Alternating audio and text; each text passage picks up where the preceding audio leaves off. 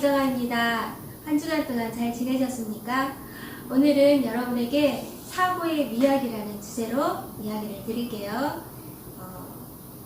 마음의 깊이를 더하는 수직적 사고와 마음의 넓이를 더하는 수평적 사고에 대해 말씀을 드릴 텐데, 이 두 가지 사고는 여러분들이 알아두시면 인생을 살아가시면서 지혜롭게 또 행복하게 사실 수 있는 좋은 사고법입니다. 그래서 이 시간 함께 하시면서 좋은 시간 되시길 바랍니다. 생각하는 것이 귀찮은 현대인들은 자기를 믿는 마음에서 비롯된 1차적 생각을 따라 삽니다. 그러나 이것은 아주 위험합니다. 왜냐하면 자신의 생각은 또 틀릴 수 있는 경우가 많거든요. 그래서 첫 번째 생각보다는 두 번째 생각보다는 조금 더 깊이 하는 사고가 여러분 인생을 살아가는데 매우 좋은 영향력과 또 좋은 에너지를 이렇게 줄 수 있습니다. 그래서 여러분들이 1차적으로 올라오는 즉흥적인 사고가 아니라 한 번 더 생각하는 깊은 사고를 통해서 나 자신뿐만 아니라 또 가족들이나 또 친척들 또 사회에 많은 좋은 영향력과 유익을 이렇게 끼치게 될 것입니다. 그러면 마음의 깊이를 더하는 수직적 사고에 대해 말씀을 드릴게요. 중국에 가면 희귀종 품종 중에 모소대나무가 있습니다. 이 나무는 4년 동안 이렇게 자라는 동안에 나오는 싹이 겨우 3cm 밖에 되지 않는다고 합니다. 너무 작게 자라죠. 자, 그런데 이 4년 동안 바닥에 땅 밑에서는 수백 제곱미터의 뿌리들이 계속 뿌리를 뻗치면서 자란다고 합니다. 그래서 5년째 되는 때에 하루에 자라는 속도가 무려 30cm라고 합니다. 그래서 6주 동안 15m 자라는데요. 그렇게 해서 주위에 있는 나무들이 빽빽하고 또 울창한 대나무 숲을 이룬다고 합니다. 당장 눈에 보이지는 않죠. 당장 눈에 이렇게 보이지는 않지만 실망하지 않고 때를 기다리는 모소대나무처럼 이렇게 또 우리의 삶도 준비하면 좋을 텐데, 당장 우리들을 보면 어때요?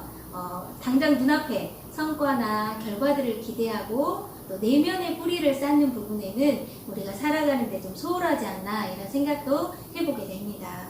이렇게 모소대나무가 깊은 뿌리를 내려서 더 단단히 자랄 수 있도록 기틀을 마련하고 이렇게 하는 것처럼 어쩌면 어떻게 당당하게 지금 당장 결과는 보이지 않지만 뿌리를 내리면서 오랫동안 성장하기 오랜 시간 준비를 하는 모소대나무처럼 세상에는 보이는 것보다 보이지 않는 것이 더 가치 있고 소중합니다. 성장이 멈춘 것처럼 모소대나무지만 때가 되었을 때 힘차고 또 멋지고 당당하게 어떤 자태를 드러내는 것처럼 우리 내면을 위해서, 꿈을 위해 또 여러분들이 다양한 경험과 지식을 통해서 준비하다 보면 때가 되면 반드시 세상을 향해 도약할 수 있게 될 것입니다. 제가 이야기를 하나 해드릴게요. 이 여자분은 28세에 4개월 된 딸과 홀로 되었습니다. 이혼녀로 살면서 가난하고 또 일자리도 없고 생계비도 없고 굉장히 어려운 상태에 있었는데, 그래서 정부 생활보조금으로 근근히 생활을 했습니다. 그런데 이 이혼녀에게는 꿈이 있었어요. 작가가 되는 게 꿈이었죠. 그래서 매일 어린아이를 유모차에 태우고 동네 카페에 가죠. 동네 카페에 가서 글을 적기 시작하는 거죠. 오랜 세월 동안 글을 적고 또 수정하고 이렇게 하면서 이제 완성이 됐는데, 이거를 출판을 해야 되는데 복사비가 없는 거예요. 그래서 8만여 개나 되는 단어들을 직접 타자기를 쳐서 이렇게 작품을 만들었습니다. 그리고 출판사에 냈는데, 여러분들도 잘 아시는 이 작품은 바로 해리포터 시리즈입니다. 이 해리포터 시리즈는 76개 국가 언어로 번역이 됐고요. 4억 5천만 개나 팔리는, 성경보다 더 잘 팔리는 슈퍼 베스트셀러가 되었다고 합니다. 자, 이 작가가 누구냐? 바로 영국 여왕보다 더 큰 부자가 된 조앤 롤링이라는 여자 작가입니다. 이 작가는 어려움이 굉장히 많았대요.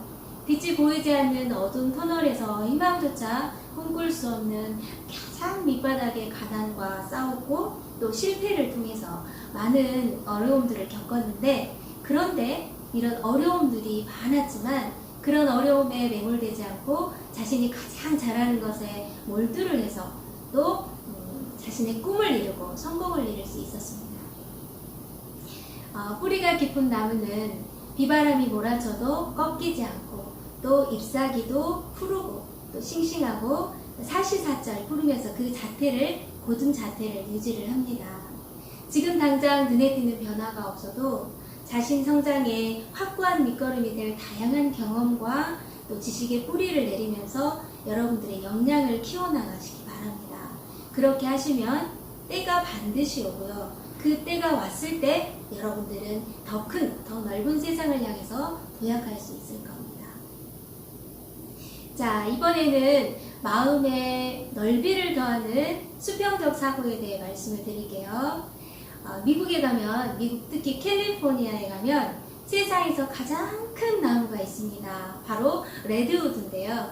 이 레드우드 높이가 112m라고 합니다. 아파트 높이 한 30층 정도라고 생각을 하시면 되고요. 직경은 7m 정도 돼요. 수명이 2000년 이상 되니까 말할 수 없죠. 굉장히 길죠. 그리고 보통 성숙한 나무의 경우에 500에서 800년 정도 이렇게 자란다고 산다고 합니다.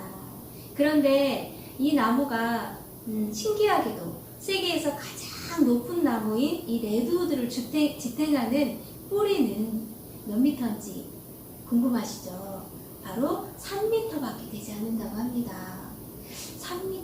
3m가 되는 이 나무가, 뿌리가 그렇게 높은 나무를 어떻게 견딜 수가 있을까요? 그 비결은 바로 연결입니다.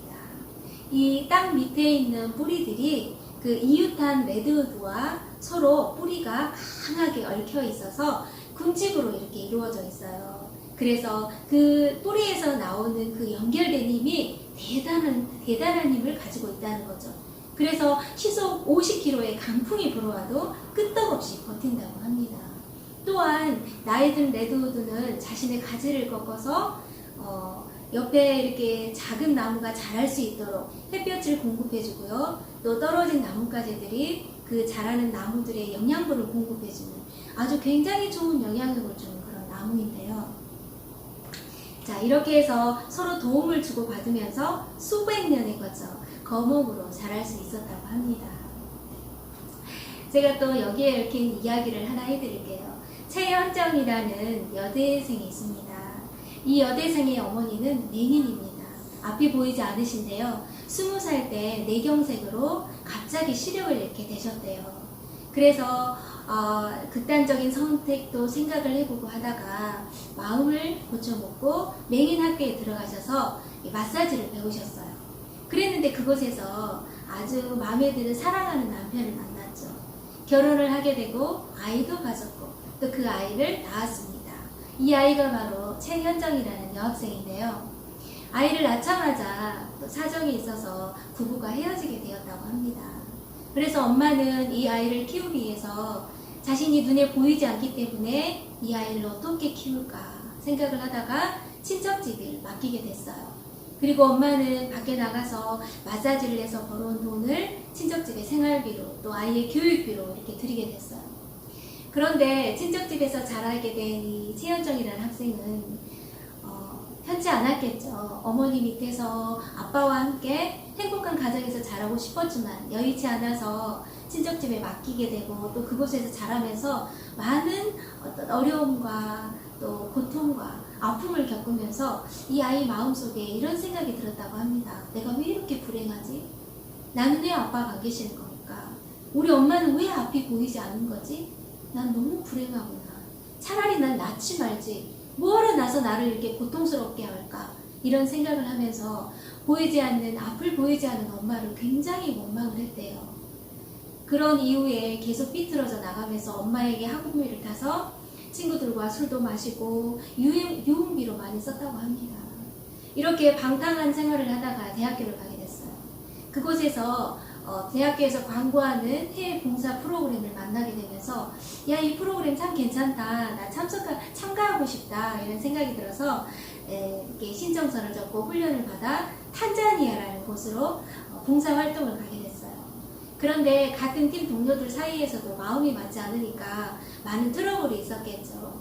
그래서 다시 한국으로 돌아오기 위해 그곳의 담당자분께 이야기를 드린 거예요. 그랬더니 그 담당자의 사모님 되시는 분이 현정아, 너가 한국으로 돌아가는 거 문제가 되지 않아. 그러나 네 마음속에 어떤 마음이 있는지, 또 어떤 생각을 가지고 있는지 우리가 들어보고 싶다. 서로 마음을 꺼내고 이야기했을 때 나는 이 일들이 해결되는 걸 참 많이 봤는데 네가 이번 기회에 그런 마음을 좀 꺼내서 나에게 허심탄회 이야기를 해주면 좋겠다. 이렇게 이야기를 드렸어요. 그래서 현정이가 사모님께서 내 마음을 아시냐? 나는 너무 오랫동안 힘들었다. 앞이 보이지 않는 엄마 때문에 얼마나 많은 고통을 당한 줄 아느냐. 차라리 나 죽고 싶은데 사모님이 나 죽고 싶은 마음 이거 도와줄 수 있냐. 이렇게 좀 심하게 말씀을 드렸어요. 그러면서 자기의 어떤 어렸을 때부터 지금까지 살아온 또 겪었던 마음의 아픔들을 이야기하게 된 거죠. 가만히 듣고 계신 그 담당자분이 이렇게 들으면서 현정아, 너 정말 고생 많이 했다. 정말 아픔이 많았지.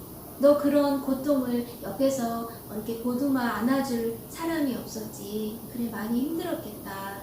그런데 현정아, 너 한 번이라도 엄마의 마음을 생각해 본 적 있니? 엄마가 눈이 앞이 보이지 않는 상태에서 너를 20년 동안 키우기 위해 그 눈물을 흘리면서 뒷바라지 하셨던 엄마의 어떤 인생을 생각해 본 적이 있느냐. 엄마는 어쩌면 너에게 인생이 전부였을 수 있어. 라고 이야기를 해줬어요. 혜연정이는 처음으로 엄마의 편에서 이 생각을 하게 된 거죠. 그러면서 엄마의 입장을 생각하니까 엄마가 너무 불쌍하고 또 엄마에게 너무 감사한 거예요.